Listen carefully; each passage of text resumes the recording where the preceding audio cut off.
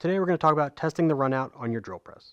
If you're not familiar with runout, it's basically how off-center your drill bit is as it's spinning around. And that can lead to problems like ending up with a larger hole than you're trying to drill.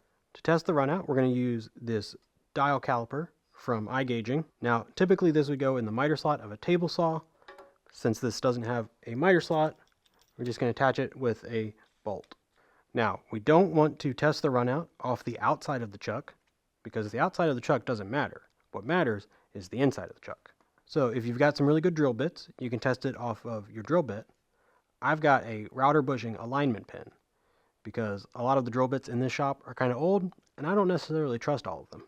When you're loading the alignment pin or your drill bit into your chuck, it's very tempting to insert the chuck and lock it down like so. What you want to do is snug it up, then twist your bit, spin it around a little bit, tighten a little bit from that side, turn it around, a little bit more from that side, and snug it up evenly. That's going to help minimize your runout. Then we'll bring our dial indicator up and touch the end of that alignment pin.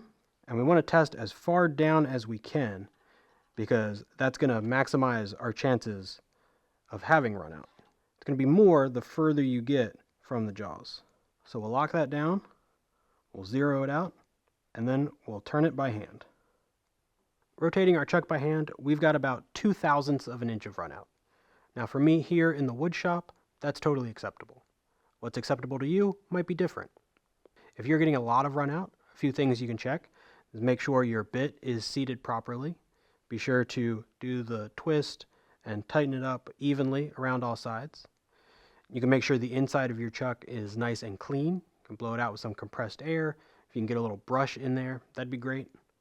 And you want to make sure that your chuck is seated properly in the column. You want to make sure there's no dust or debris preventing the chuck from seating properly in the column.